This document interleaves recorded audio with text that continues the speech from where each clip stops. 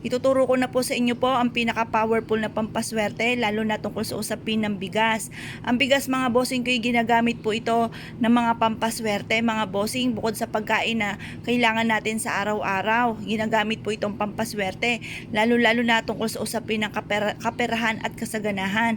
Marami na po nagpatotoo na sila po ay sinuwerte po dito sa pamamagitan ng bigas. Ito po mga bossing ko, pumili ka lamang na mabibintog na butil ng bigas at pagkatapos mga bossing ko, ito po ay ilagay nyo po sa isang pouch na kulay dilaw or kaya ay kulay pula. Ito po ay kahit simpleng bigas lamang, makakatulong po ito upang sa ganon kayo po ay laging mapera, masagana. Nasubukan nyo na po na maglagay po ba ng isang butil ng bigas mga bossing ko sa inyo pong bulsa kada kayo ay aalis.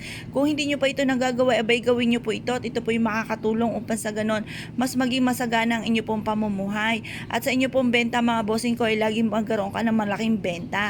At ikaw po ay maging kaibigan nyo pa ang inyong customer hanggang sa dumami po sila ng dumami. Matutuwa ang mga customer ninyo sa ganda ng inyong mga produkto at ito po ay lalago ang inyong pong negosyo. Ganon din po mga bossing ko, kayo po ay kung masipag na tao at parang lubog ka pa rin sa pagkakautang, ang dami-dami mga utang, mainam na gamitan nyo po ito ng bigas mga bossing. Pili ka lamang na mabibintog na butil ng bigas at makakatulong po ito upang sa ganon instead na ikaw ay malasin ay puro swerte naman ang dumating sa buhay po ninyo. Ito pa mga bossing ko ay subok na napakaswerte. Basta kapag gumawa ng ganito, nasa isipan nyo, kayo po ay suswertihin na at hindi po kayo malas, puro swerte ang darating. Ito po ay makakatulong upang sa ganon kayo po ay hindi po mamalasin at mas maging masasagana ang inyo pong pamumuhay. Mapapasin ninyo po ito mga bossing, kung hindi ka pa nakagawa ng ganito, subukan nyo na po ito.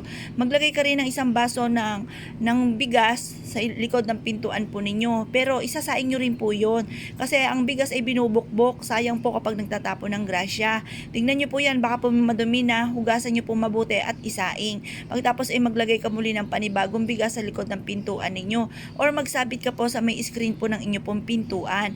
Pwede rin naman maglagay ka ng ilang butil mga bossing ko sa ilalim ng inyo pong unan. Makakatulong po ito upang sa ganon kayo po ay swertihin at hindi po kayo mamalasin. Ito po ay subok na napakaswerte. Basta't may 100% kang paniniwala sa mga gantong pamamaraan ay walang imposible at kayo po ay magiging matagumpay sa buhay. Kayo pa mga bossing ko ay i-mindset nyo or imagine niyo ang lahat ng mga pangarap po ninyo na nagbibilang ka ng maraming pera. Tapos sabayan nyo po ng ganito. Matutupad po yan mga bossing at magugulat ka na lamang nabubulaga sa inyo ang napakaraming swerte na mga hindi mo inaasahan mga bossing dahil yan po ay isa rin sa mga subok ko na.